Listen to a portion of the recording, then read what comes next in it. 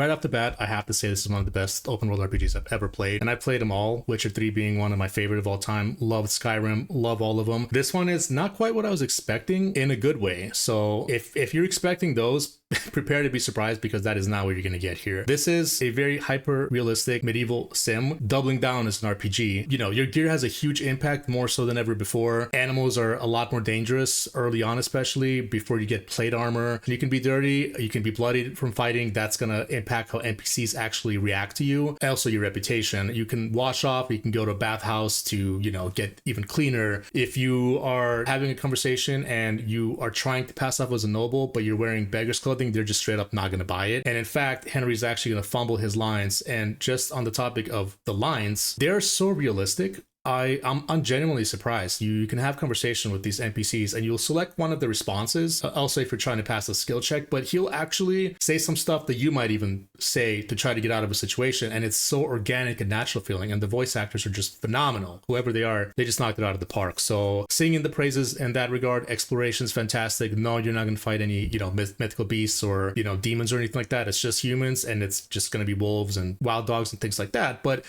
in all honesty, the combat, each one can feel like a life or death situation, especially early on. It's also super engaging because you're not just swinging your sword left and right. You actually have to, you have like a parlay with your enemy, and depending on how they're coming, you have to react in a different way. You have some sort of combos, but a lot of it just has to do with getting good at wearing your opponent down, perfect locking into a post, but that can go back and forth. So you really have to try to fake him out. Eventually you learn what's called a master strike, which if you've seen the videos of those really cool moves where they sort of stab them in the neck or like through the head, that's pretty much what that is. And that is when an enemy attacks you from a certain side, let's say from the right, you from the left side, instead of perfect blocking, you're going to attack them, and it's going to do that. If you decide to pick up the game, please learn the Master Strike early on from the Sword Master. It's one of the first side quests you get. Well worth it. My God, the gear, every single item has beautiful art, beautiful flavor text. It's just such, the attention to detail is such a love letter to RPGs like this of past, because a lot of them aren't doing that anymore. They just have these generic symbols, very minimalistic, just kind of lazy for everything, and everything just gets bunched up, and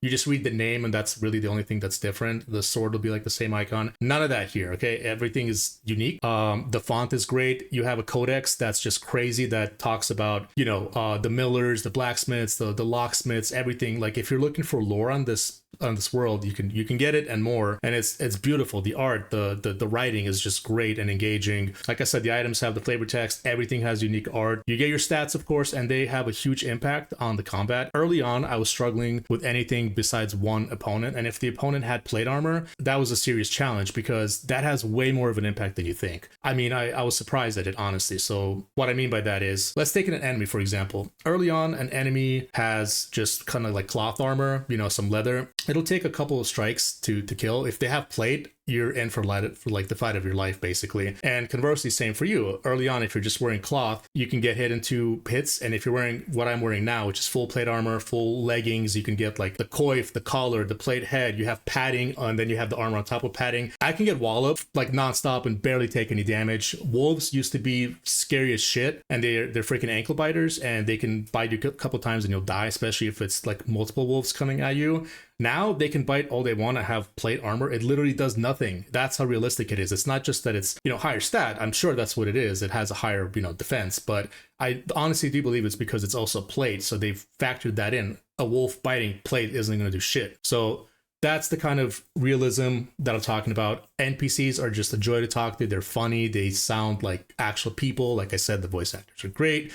You can start random side quests without knowing it, and then you have branching paths. You can fuck over this person to help this one, or vice versa. The story is interesting. I just had a recap of the first, and going into it, I'm very engaged. You got like a best buddy that you kind of, you know, quarrel with and then make up, and you're basically siding with one king, the rightful king, and then you have a whole other faction. I believe the king's half brother trying to overthrow him, and you know, people have sides, and you'll come across NPCs bullshitting the rightful king, and then you'll disagree, and you can duel them because they get offended or you get offended. The exploration is great. Like I said, there's no mythical beasts or anything like that, really dungeons, but the world is so beautiful, and it's faithfully recreated very accurately to that region, and the characters and their names, I believe, are all actual people, and it's just gorgeous to walk around in because it's just so realistic, and all the systems. So if you're pickpocketing someone, it's not like Skyrim where based on your pickpocketing skill you just go behind them and steal their stuff. You actually, it's a two-part system. So the first part is you actually have to sneak behind them and not be seen. Then you have to target their pouch where they keep their stuff. You build up time by holding down, you know, the steal button, and you can build up to 30 seconds. Initially you're going to get like 10 if you're lucky, and you're trying to build up enough not to have them notice you. Then you go into the second part where you have a dial and you have question mark items, and you have to, your time that you built up, let's say 10 seconds, it's already trickling down. 10 seconds left on the second phase. You still have to go through the dial and see what these items are, because it's realistic. You're feeling around their pouch. You don't know what you're grabbing until you reveal it. And then it's like, oh, it's an apple, or it's a set of keys. And your time's counting down, and you have to select that item, which takes another chunk of your time. And you have to make it back to the 12 o'clock exit door to actually successfully do it. Same thing with lockpicking. It's realistic. It's hard as shit at the beginning. It gets easier as you progress. And everything you do, even if you're carrying heavy sacks, it's going to raise your vitality and strength. If you sneak around, obviously it's going to raise your stealth. The curve is fantastic. It's going to be difficult at first, but you get rewarded for learning the systems and progressing. You're going to get better loot. You're going to understand the combat better, and, you know, how to fight multiple opponents. You get perks into the combat that's going to help. Yeah, you just get honestly rewarded, and it's a good time. One of the best moments I think that I can mention is Trotsky Castle. I'm not going to spoil too much, but it's just the castle, let's say you're at.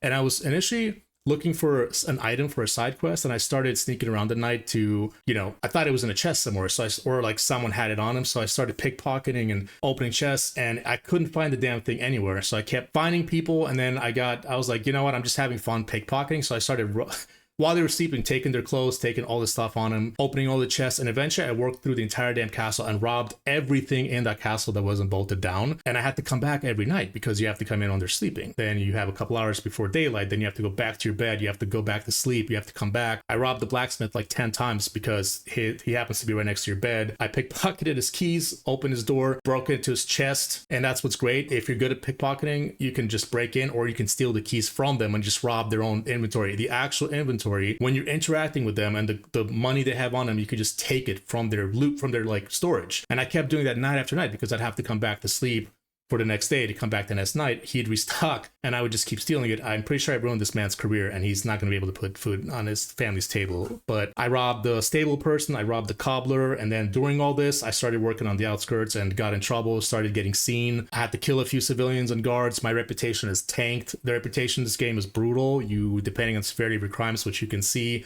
you might just, you know, get humiliated a little bit, or you might get branded and potentially executed. I have like 5 assaults, 10 lockpicking charges or thievery, a murder charge that I got seen. You know, if NPCs catch you in a crime, they're going to run to tell a guard. You can catch them and try to, you know, reason with them, or just kill them and hopefully not see and not get busted, or they won't know every crime. If they do, you think you're safe in one town, word spreads to another. It'll take a little bit of time, but it will eventually spread, tanking your reputation everywhere. You have reps with different groups of people, quests, or depending on how you respond, you know, it's going to raise or lower it. It's just such an engaging, fun system. So if this sounds, you know, fun to you, I think you're going to have a great time. And I honestly think, even if it's not something you think you're going to like, I say just, this is one of these games that I honestly recommend, especially on PC. It's only $60. I say only, but what I mean is it's not 70 like a lot of them are, like Veilguard, for example.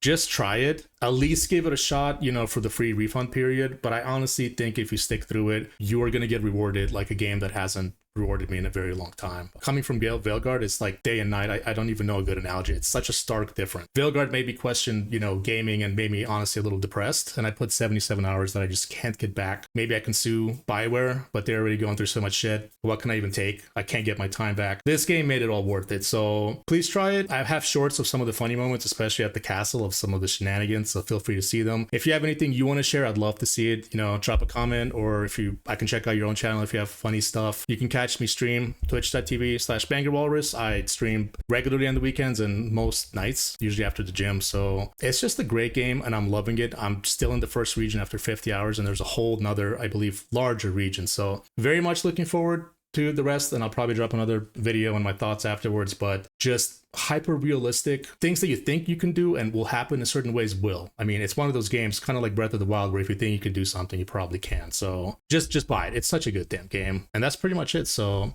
bye.